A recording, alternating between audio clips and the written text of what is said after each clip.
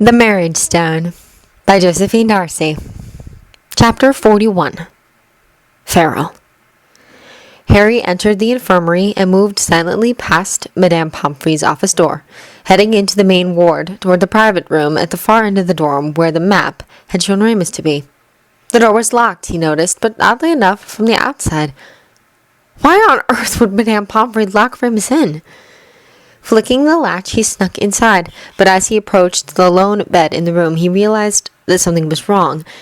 It was Remus, certainly, but the man's arms and legs were bound down tightly to the frame of the bed with very thick iron manacles, holding him completely immobile. And the bed itself had been modified, the frame far heavier and thicker than the typical infirmary beds. Even the extraordinary strength of the werewolf would not free him from the bed or those manacles. Alarmed, Harry moved swiftly toward the bed, intent on freeing the man. The full moon was still a week and a half away. Why would they tie him up? What was going on? But before he could reach Remus's side, the man himself spoke, his voice low and rough, more like a growl. "Do not touch me, Harry," he warned, stopping Harry in his tracks. He stared in shock as Remus slowly opened his eyes. They were not the warm, gentle amber eyes Harry was used to seeing. These were the cold, deadly eyes of the wolf. He'd seen Remus's eyes flash this color once or twice, understood that there were brief moments when the wolf inside him grew strong and angry, but it had never been more than a quick flash of awareness before the man returned and the eyes regained their natural color. That was not happening now. "Remus," he whispered, "your eyes are yellow," the very same color that Severus's had been. What was wrong? Had they been attacked last night? "I know, Harry," Remus whispered. "I've gone feral. I've lost control of the wolf. I'm trying to contain it, but I don't know if I can." "I don't understand." He wanted to reach out and touch the man, soothe some of the pain and rage he saw in his face.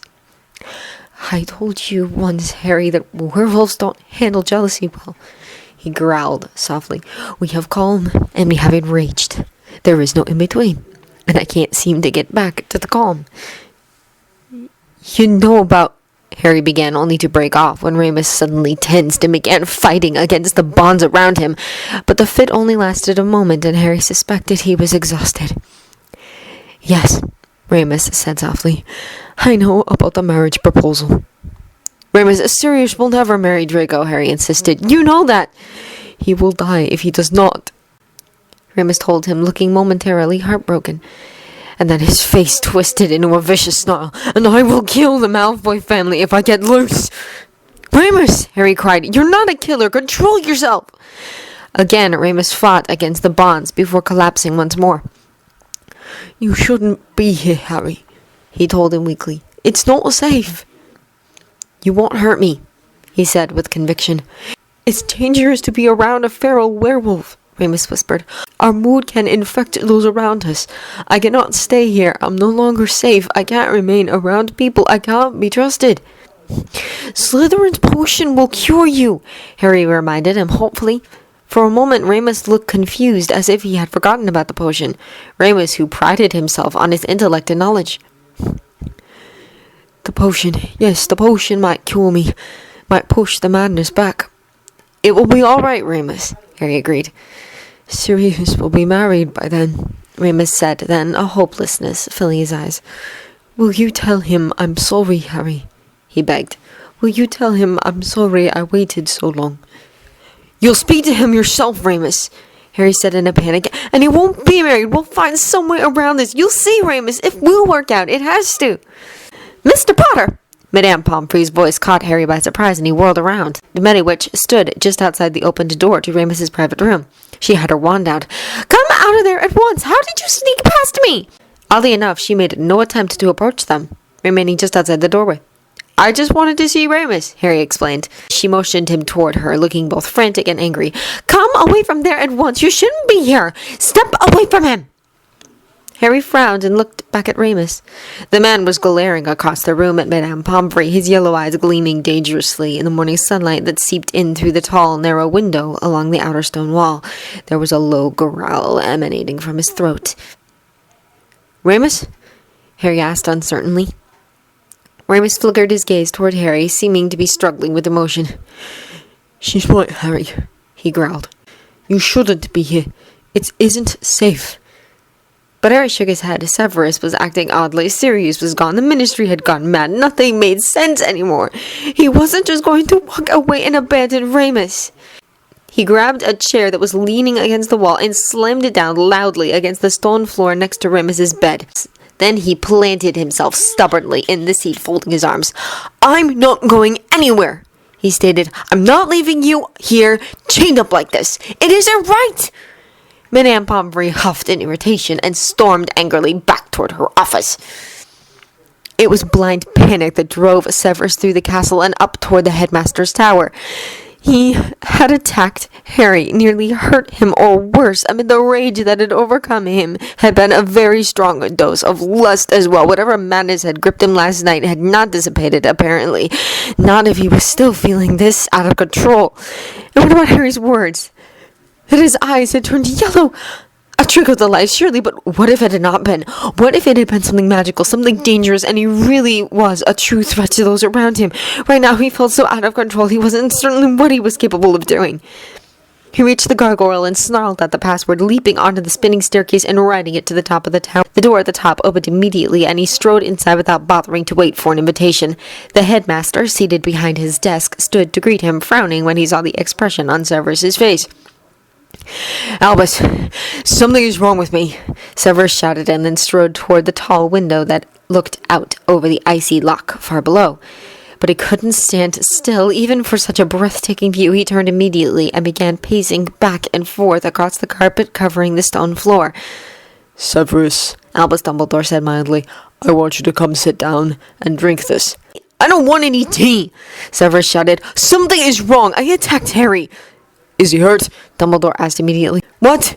Severus turned and glared at him. No, of course not. I wouldn't hurt Harry. How dare you suggest that I... You just said it, Dumbledore began. He's 16, Albus, Severus cried, whirling about to begin pacing again. How can I be thinking such things about a 16-year-old? He's my student, for Salazar's sake.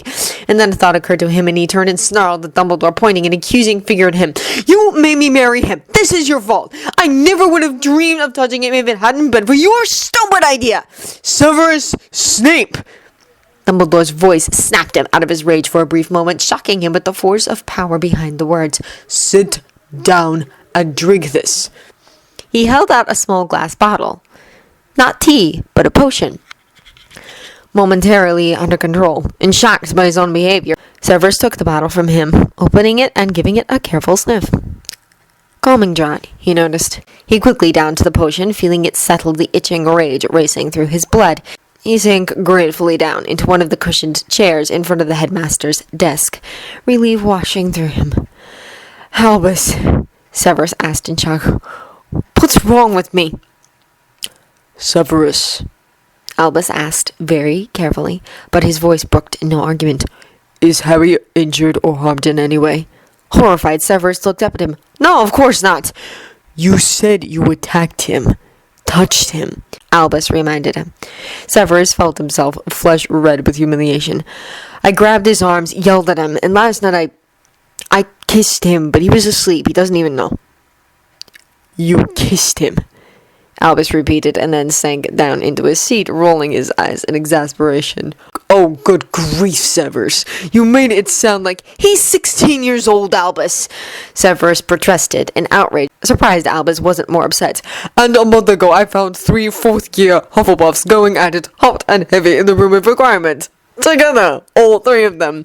I think Mr. Potter will survive a kiss, especially one he slept through. Severus blanched at his words. Hufflepuffs. It's always the quiet ones. Albus just shook his head. Albus, I don't understand, Severus protested.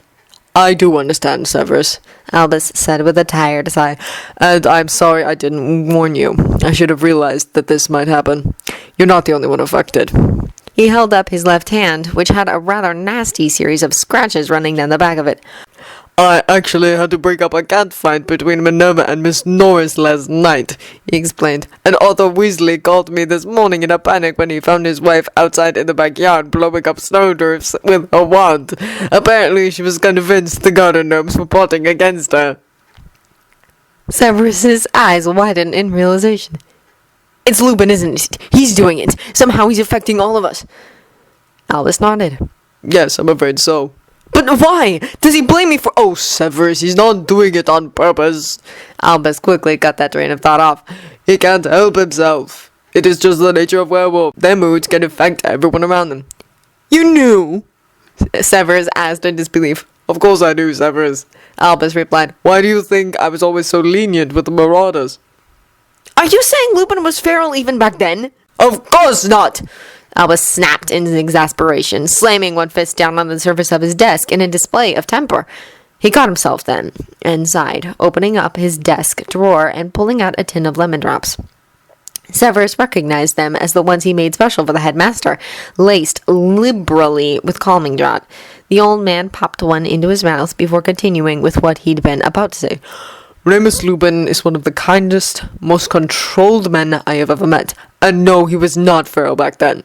But you just said... You, like a lot of people, have a great many misconceptions about werewolves. Albus interrupted again. He rubbed his eyes from beneath his glasses, looking for once his age. Remus is a good man, and what has happened is most unfortunate and unexpected, and we must find a way to protect him while we try to straighten all this out. I have been reading through the Black Family Cognitus Conscriptus to see if there is a loophole somewhere, though I rather suspect Lucius Malfoy has already done so as well. Albus, I don't understand, Severus said quietly, wanting to know why he was being affected like this. What is happening? Why is he able to affect us like this? He has always been able to affect you, Severus. Albus smiled. You just never noticed. You only notice now because the feral transference is so violent. You feel out of control. What do you mean he has always affected me? Severus asked in alarm. Albus sighed and leaned back in his chair. Perhaps I should start at the beginning. Do you think it odd that I allowed a werewolf to go to the school in the first place? Or that I knowingly hired a werewolf to teach our students? We've had this conversation before, Severus replied flatly. Well, then you would be surprised to learn that he was not the first werewolf who went to the school, that in fact there was a time in Hogwarts history where werewolves were specially sought out and brought to the school as both students and teachers. Severus fell silent at that, disbelief holding his tongue.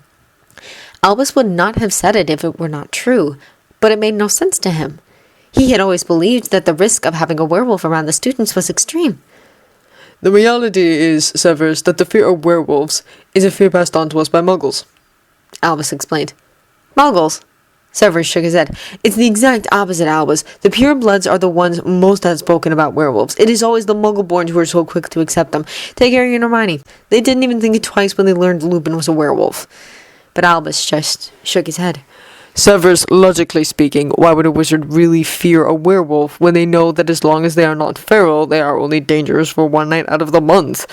There was a time in our history when wizards didn't fear werewolves. They understood it was a curse they could not control, and everyone took steps to protect themselves against the threat. The only time the werewolves were considered truly dangerous was when they turned feral, and then they were typically destroyed for the good of society. No, it was the muggles who really feared werewolves. They didn't understand the nature of the curse and could not protect themselves against them when the moon was full. It was they who began hunting them indiscriminately, and over the years their fears were spread to our society. What does this have to do with having werewolves at Hogwarts? Severus got in, wondering where Albus was going with this. Severus, we graduate between 40 to 50 students every year from Hogwarts, Albus stated.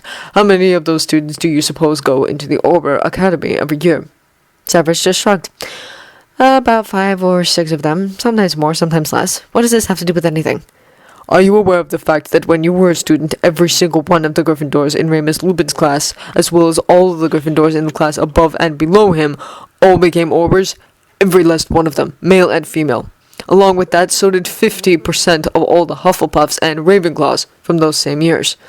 Were it not for the fact that Voldemort recruited heavily from those same classes of Slytherins, I am certain their numbers would have been similar.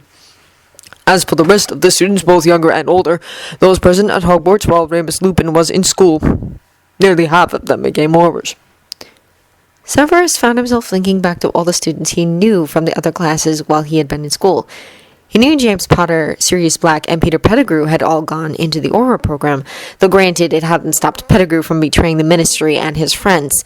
Lily had been in the Aurora program as well up until she learned she was pregnant with Harry. And Alice and Frank Loudonbottom had been in the year above them. 3 classes of students have graduated from Hogwarts since Remus Lupin taught here 3 years ago, Albus continued. Of those 124 students, 59 of them have gone into the Aurora program. Under normal circumstances, we could have only expected about 15 to 20 instead of 59.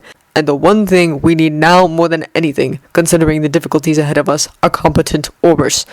As many as we can get. We lost a lot of Aurors last year in the battle. You're saying that Lupin has affected all of them? Severus asked in disbelief. Albus nodded. Just being around a werewolf tends to make people more aggressive. It doesn't change their personalities or make them do anything they don't want to do. It just gives them the courage or the strength to go after the things they want with more energy and conviction. It is only when a werewolf turns feral that they become a danger to those around them. By making them do things they don't want to do. But Albus shook his head at that. By breaking down the inhibitions that control rage, lust, dominance, and possessiveness, and making you do things you would normally stop yourself from doing. Remus didn't give you the emotions inside you, he merely amplified them. It's rather like being drunk, and an angry drunk at that. Not certain he wanted to deal with the idea that the lust that had gripped him last night, or the rage that overwhelmed him this morning, had been entirely of his own making. Severus focused on the Hogwarts issue. Then you're saying you purposely put Lupin here in the school to affect the students? I purposefully did it, as did countless other headmasters before me. Albus agreed. He motioned to the hundreds of portraits along the walls of the room, and all the figures in them watching this conversation intently. Several raised their hands and waved to Severus, as if owning up to the task themselves. One of the main purposes of Hogwarts was to produce Aurors. The 4 founders didn't just set the school up to educate the elite of society. They wanted it to be the making of society. To produce the men and women who would govern our world and protect it from all threats. Ironically, the purebloods of our society have unknowingly embraced a Muggle fear, and werewolves have become outcasts, as have many other creatures in our world that could benefit our society as a whole.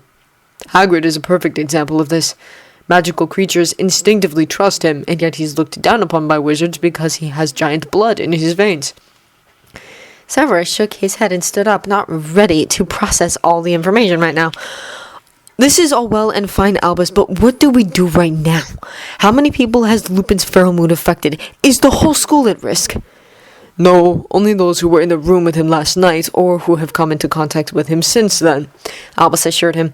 And of the group last night, I think we're safe enough. Most everyone in that group has a fairly good grip on the darker emotions.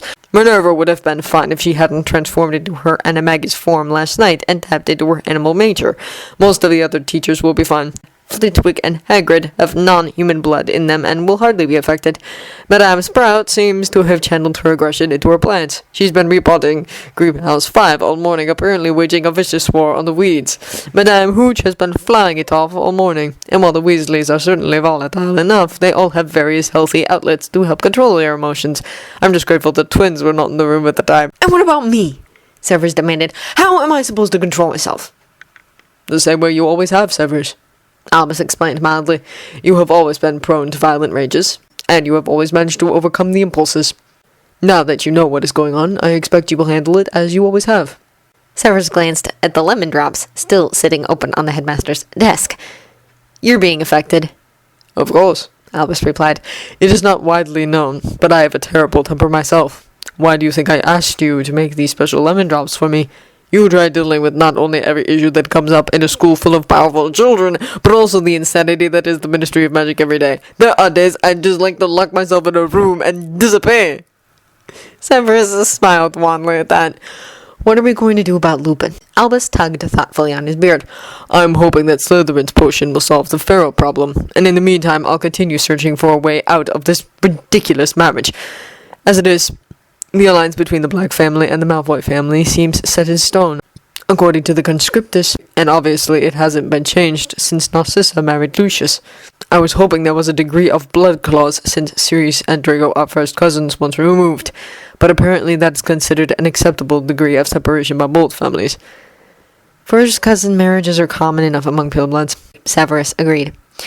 The headmaster's flue flared suddenly, and Madame Pomfrey's head appeared in the fire, interrupting their conversation.